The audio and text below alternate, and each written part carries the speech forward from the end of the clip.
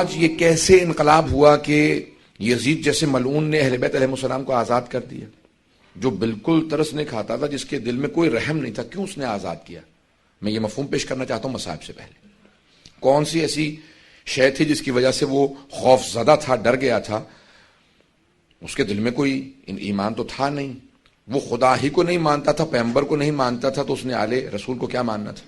نہ قرآن کو مانتا تھا.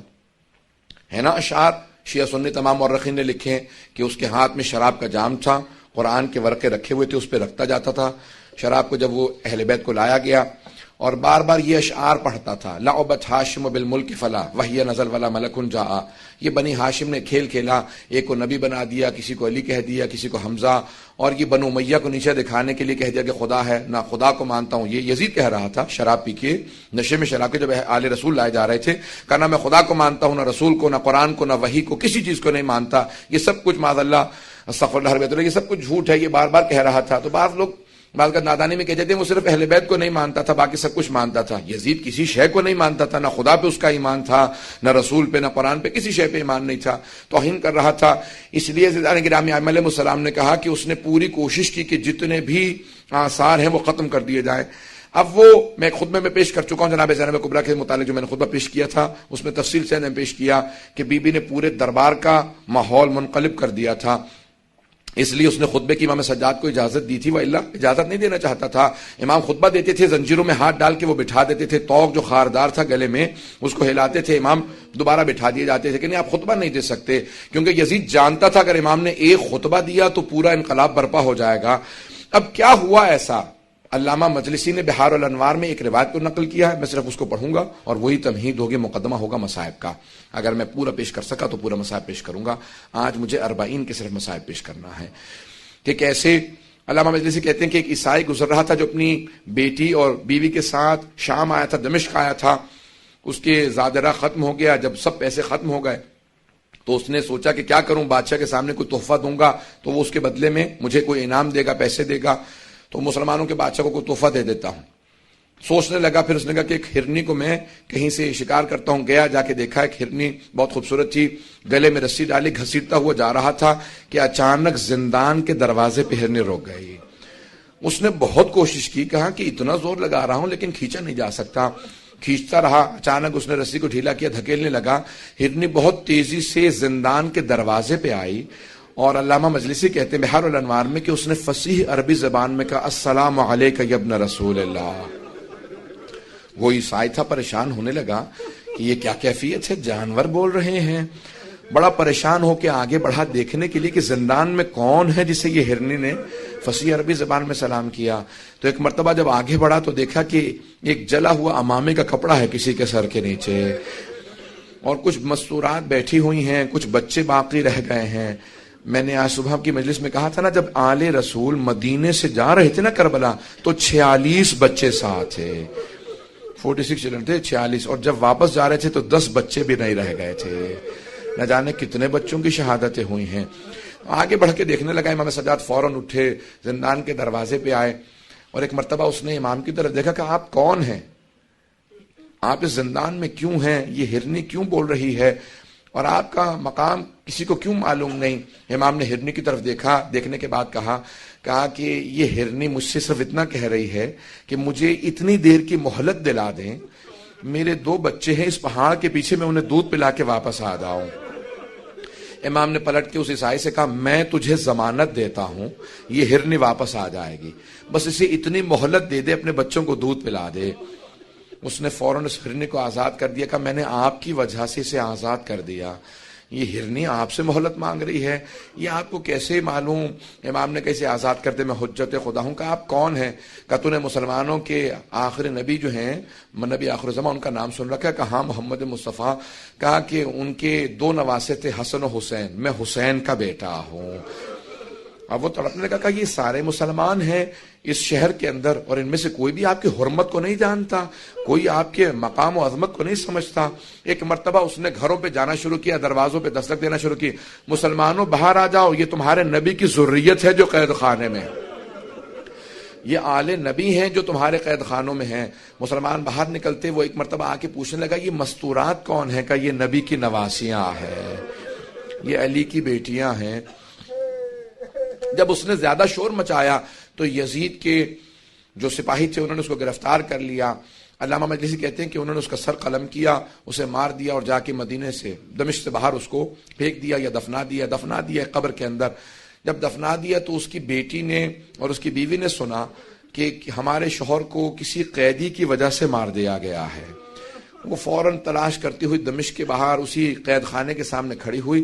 کہا کہ آپ کون ہیں؟ امام سجاد سمجھ گئے. کیا بات ہے؟ کہ ہمارا ایک ہی سہارا تھا وہ بھی آپ نے چھین لیا. امام نے ایک مرتبہ اعجاز سے زندان کے دروازے کھلے, کا میرے ساتھ چل. اور امام اس مقام پہ پہنچے جہاں پہ قبر تھی. کا پروردگارہ میری مظلومیت کا واسطہ. ایک مرتبہ قبر کھلی, وہ باہر اٹھا, امام کی قدموں میں گرا, کہا میں آپ پہ ایمان لے کے آتا ہوں, میں گواہی دیتا ہوں آپ حجت خدا ہیں. امام نے کہا واپس چلا جا, تیری زوجہ اور تیری بیٹی بہت پریشان تھے. جب جانے لگے تو امام نے خاتون سے کہا کہ ہم سہارے چھینتے نہیں ہیں, ہم سہارے عطا کرتے ہیں. بس اس کے بعد ایک مرتبہ ایسا ماحول بنا, ہر دمشق کے گھر کے اندر باتیں ہونے لگی کہ کوئی یہ قیدی یہاں آل رسول ہیں, وہ عیسائی کہہ کے گیا تھا. اب ہر جگہ پہ جب باتیں ہونے لگی یزید کے خلاف, سب لوگ گفتگو چیمیں گوئیاں کرنے لگے کہ یزید نے آل رسول کو قیدی بنا رکھا ہے. تو یزید نے کہا ان کو یہاں سے بھیج دو, واپس مدینے چلے جائیں, اب یہ میرے خلاف کچھ نہیں کر سکتے, یہ بیویاں ختم ہو چکی ہیں, ان کو قید کے اندر اتنی مسلسل سختیاں آئی ہیں کہ یہ میرے خلاف کچھ نہیں کر سکتے. ایک مرتبہ اس نے کہا کہ میں آپ کو آزاد کرنا چاہتا ہوں. میں آپ سے سوال کروں, اگر کسی دو گروہوں میں جنگ ہو, شرائط وہ رکھتا ہے جو جیتتا ہے, شرائط وہی رکھتا ہے جو جیتتا ہے. تو ایک مرتبہ یزید نے کہا میں آپ کو آزاد کرتا ہوں. امام سجاد نے کہا ہماری کچھ شرائط ہیں, شرائط پوری کر دے, ہم واپس چلے جائیں گے. کہا کیا شرائط ہے؟ کہ پہلی شرط ہے شہداء کے سروں کو واپس کر دے. دوسری شرط یہ ہے کہ جو تبرکات لوٹے تھے تبرکات کو لوٹا دے. اور تیسری شرط یہ ہے کہ ہمیں یہاں پہ رونے کے لیے ایک مکان دے دے, ہم اب تک کھل کے رو نہیں سکے ہیں. بس بھئی آپ پہ اور مجھ پہ تو کوئی پابندی نہیں ہے, بیویوں کے گریے پہ بھی پابندی تھی. آج سنیں گے مصائب کو, بس بھی بس ایک چراغ رہنے دیجئے گا. اب سنیں گے مصائب کو, یہ چراغ بجھا دیے گئے تاکہ کوئی رونے میں حیا نہ کرے, کوئی رونے میں شرم نہ کرے. لیکن پھر بھی کچھ دیر بعد یہ چراغ جلا دیے جائیں گے, ہمیشہ تاریکی نہیں رہے گی. ایک 3.5 برس کی بچی تھی, وہ ہمیشہ یہی سوال کرتی تھی, اماں دوبارہ کبھی چراغ بھی جلیں گے, کبھی روشنیاں بھی ہوں گی. بس بھئی ایک مرتبہ مکان دیا کہ آپ یہاں پہ گریا کر سکتے ہیں. ساری بیبیاں زمین پہ بیٹھی گریا کر رہی تھی, روتی جاتی تھی. کوئی مصائب پڑھنے والا نہیں تھا. ایک بی بی آواز دیتی تھی واہ حسین, ساری بیبیاں رونے لگتی تھی. جب خاموش ہوتی دوسری بی بی کہتی واہ عباسا, پھر جب خاموش ہوتی کوئی بی بی کہتی واہ علی اکبرا, پھر کوئی کہتی واہ علی اصغرا, واہ قاسمہ. بس شہداء کے نام آتے تھے, مصائب ذہن میں آ جاتے تھے. کسی کا لاشا پامال ہوا ذہن میں آتا تھا, کسی کے چھوٹے سے لاشے کے گلے میں تیر لگنے کے مصائب ذہن میں آتے تھے. میں اب تفصیل میں نہیں جاؤں گا, تیزی سے آگے بڑھ رہا ہوں عزیزان گرامی. بس بھی ایک مرتبہ شہداء کے سروں سے متعلق کہا تھا نا امام سجاد نے, پہلے تبرکات واپس آ رہے تھے, پہلے تبرکات. ایک چادر تطہیر آئی, جناب زینب آگے بڑھی, کہا لاؤ میری ماں کی چادر مجھے واپس کر دو. اتنے میں 2 چھوٹی چھوٹی بالیاں آئے, ساری بیویوں نے جناب رباب کو دیکھا, سمجھ گئیں کہ بالیاں جس بی بی کی تھی اب وہ نہیں رہی. یہ بالیاں لائی گئیں, جناب رباب نے تڑپ کے بالیوں کو لیا, کہا جس کی بالیاں تھی اب وہ نہیں رہی. اتنے میں ایک آدمی ایک انگوٹھی لے کے آیا. امام سجاد سے جناب زینب نے پوچھا بیٹا سجاد یہ کس کی انگوٹھی ہے؟ کہا پھوپھی اماں میرے بابا کی انگوٹھی ہے.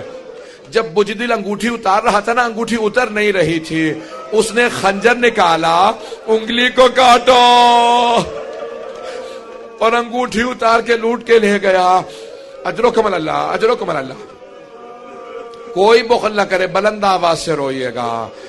امام سجاد کہتے ہیں میرے بابا پہ ایسے گریا کرو جیسے ایک بوڑھی ماں جوان بیٹے پہ روتی ہے.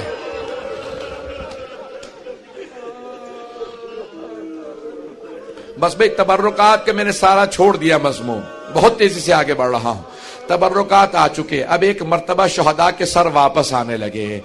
پہلا جو سر آیا بڑا ننھا سا سر تھا، جناب رباب نے اپنے برقعے کا دامن پھیلایا کہ اللہ علی اصغر کا سر مجھے دے دو۔ بی بی نے کچھ دیر سر لے کے گریا کیا، پھر ایک سوال کیا، علی اصغر اب مثلوں کا تنہر، بیٹا کہ تجھ جیسے بچوں کو بھی نہر کیا جاتا ہے؟ بیٹا اونٹوں کو نہر کیا جاتا ہے۔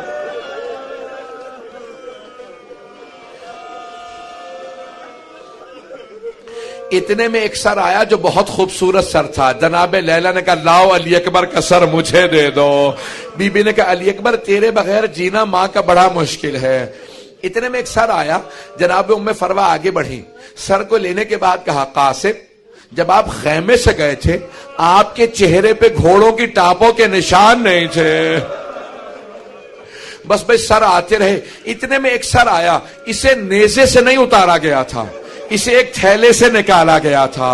جناب ام کلثوم آگے بڑھی کہا لاؤ عباس کا سر مجھے دے دو۔ بس بھئی اتنے میں دو سر اور آئے، ساری بیویوں نے جناب زینب کو دیکھا۔ آپ کے ذہنوں میں مصائب ہے، میں نے اشارہ صرف کرنا تھا۔ جناب فضہ نے جب اس نے بار بار پوچھا، جناب فضہ نے کہا یہ دو سر مجھے دے دو، میری آقا زادی کے بیٹے ہیں۔ کہا بی بی بیٹوں سے ودا تو کر لیجئے۔ کہا فضہ میں علی کی بیٹی ہوں، صدقہ دے کے واپس نہیں لیتی۔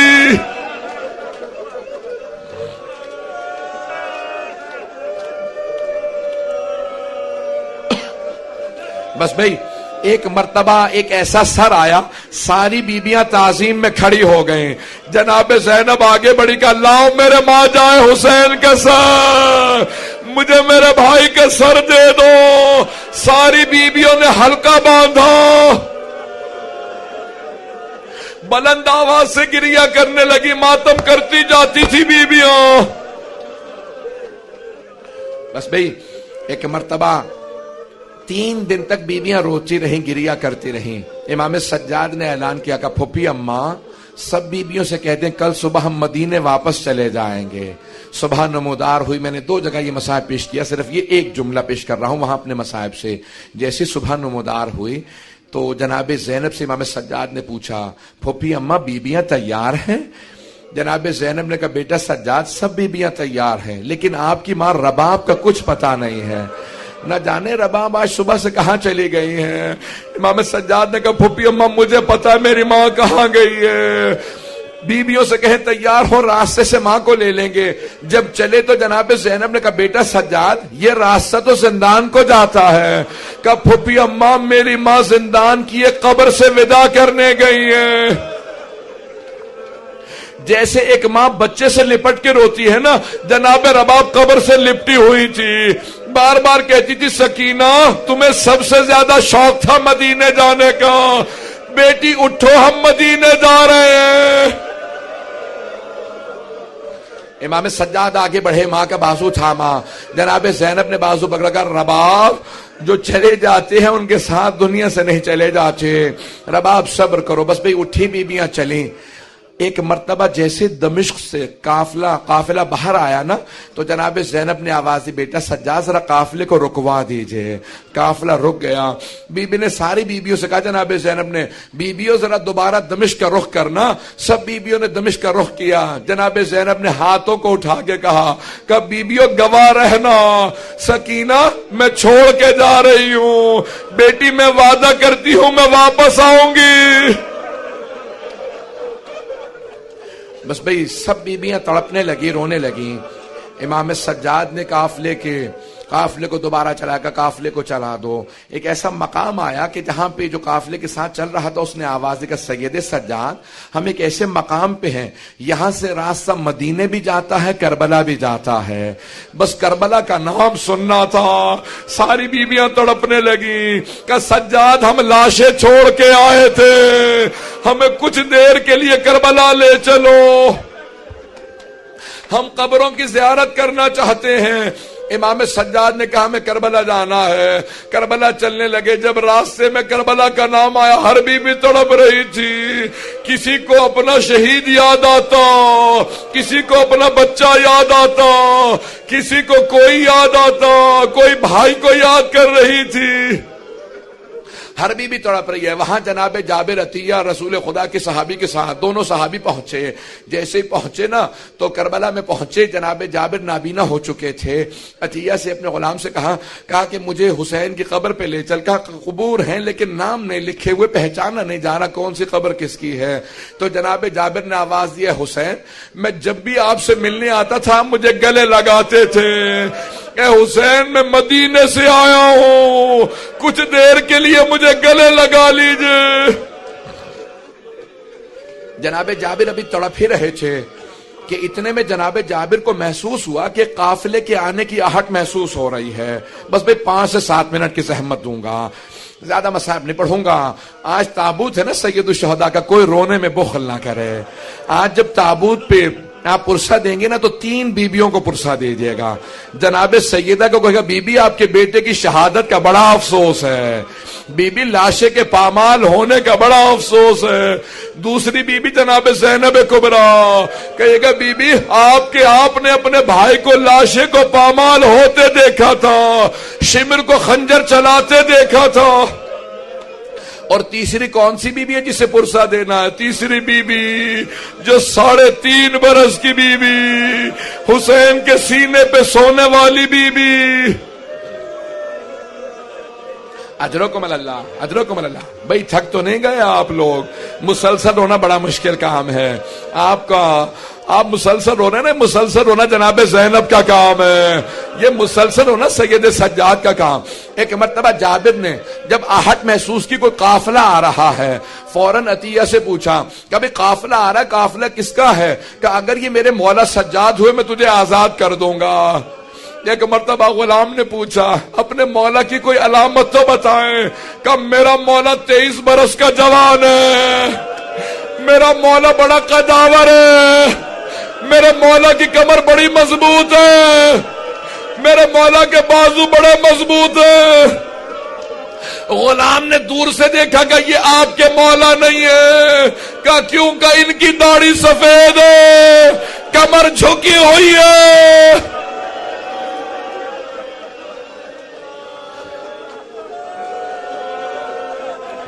اجرکم اللہ. بس بھئی وہاں سے امام سجاد پھپھیوں کے ساتھ چلتے ہوئے آ رہے ہیں.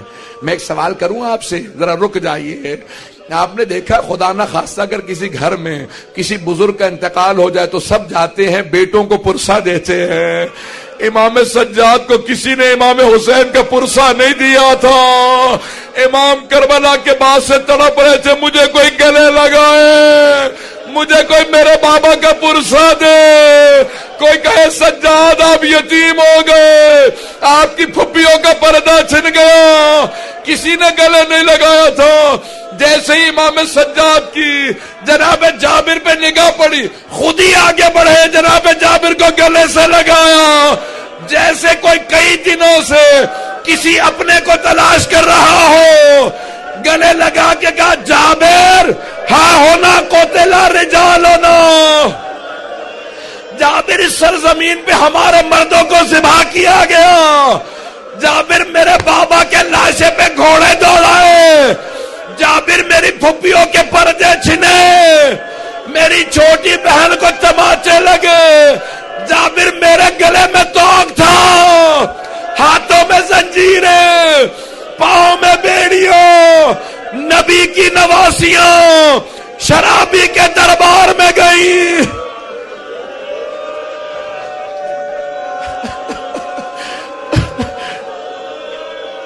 جناب جابر تڑپنے لگے, رونے لگے بلند آواز سے.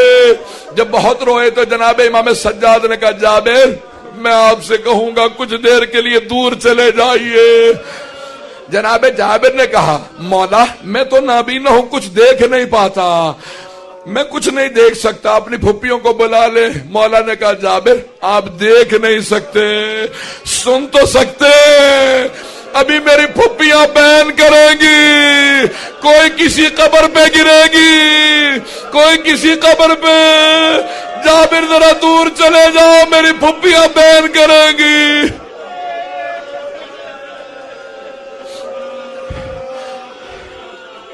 بس بھی آواز آئی جناب زینب کی, بھائیا میں جب بھی آتی تھی آپ کھڑے ہو جاتے تھے, بھیا میں شام سے لٹ کے آئی ہوں، بھیا کوئی بھی اچھی حالت میں نہیں، سب بیمار ہے، بھیا میرے پاؤں زخمی ہے، بھیا مجھے گلے لگا لو۔ اجرکم اللہ۔ بس بھئی امام سجاد نے پھپھی کا بازو تھاما۔ جب جناب زینب نے پوچھا بیٹا سجاد مجھے کچھ دیر کے لیے میرے بھائی کی قبر تو دکھا دو، امام سجاد آگے لے گئے، جناب زینب قبر پہ بیٹھ کے رونے لگیں، ساری بیویاں امام حسین کی قبر پہ گر گئیں، روزے سے لپٹ کے سب رو رہی تھی۔ امام سجاد نے دیکھا اگر ایسے بیویاں روتی رہی نا تو روتے روتے کوئی بیوی مر جائے گی۔ امام سجاد بڑھے، پھپھی کا بازو تھاما، کا پھپھی اماں بس کیجئے، سب بیویاں کھڑی ہو جائیں، بس امام کا حکم تھا، سب رک گئیں۔ جیسے جناب زینب کھڑی ہوئی، بی بی نے فوراً پوچھا بیٹا سجاد یہ میرے بھائی کے ساتھ والی قبر کس کی ہے؟ مولا سجاد نے کہا یہ میرے بھیا علی اکبر کی قبر ہے۔ ساری بیویاں دوبارہ جناب علی اکبر کی قبر پہ گر گئیں، تڑپ کے رونے لگی۔ پھر امام سجاد نے اٹھایا، پھر جناب زینب نے پوچھا یہ والا گنج شہداء میں یہ قبر کس کی؟ کہا یہ قاسم کی، پھر کہا یہ اون محمد، سب کی قبریں بتاتے رہے۔ ایک مرتبہ جناب زینب نے تڑپ کے پوچھا بیٹا سجاد آپ نے ساری قبریں بتا دی لیکن میرے بھیا عباس کی قبر نہیں بتائے۔ امام سجاد نے کہا پھپھی اماں میرے چچا کا روزہ فرات کے کنارے ہے، میرے ساتھ چلے میں آپ کو چچا کی قبر پہ لے جاؤں۔ جیسے ہی بیویاں چلی جناب زینب نے بیویوں کا راستہ روک لیا، کہا بیویوں میرے بھیا عباس کو سب کچھ بتا دینا، بتا دینا ہمیں شرابی کے دربار لے گئے تھے، بتا دینا ہمیں تازیانے مارے گئے تھے، لیکن مت بتانا بیویوں میرے بھیا عباس کو مت بتانا، مت بتانا سکینہ شام میں رہ گئے، میرے بھائی کی غیرت برداشت نہیں کرے گی۔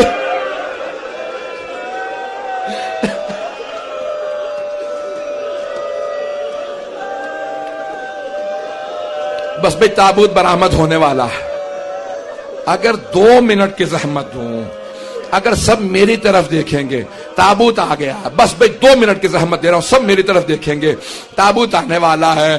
ابھی جب تابوت آئے گا نا وہ حسین جن کا تابوت نہیں اٹھا، امام سجاد جب دفنانے کے لیے کھڑے ہوئے لاشے پہ اتنے زخم تھے، مدینے کا رخ کیا، کہا نانا ذرا میری مدد کیجئے، پھر نجف کا رخ کیا، کہا دادا علی مرتضی میری مدد کرے، جنت البقیع کا رخ کیا ہے چچا حسن مجتبی مدد کیجئے۔ اگر دیکھ سکیں کٹے ہوئے گلے کے نیچے رسول عربی نے ہاتھ رکھے، ٹوٹی ہوئی پسلیوں کے نیچے علی مرتضی نے ہاتھ رکھے، قدموں کے نیچے حسن مجتبی نے، جب سب نے مل کے لاشا اٹھایا، امام سجاد قبر میں تھے، جب لاشا لینے لگے ایک بی بی کنارے کھڑی تھی، کہا سجاد ذرا آرام سے لاشا لینا، میں نے چکیاں پیس کے بالا تھا، میرا بیٹا بڑا زخموں سے چور چور ہے۔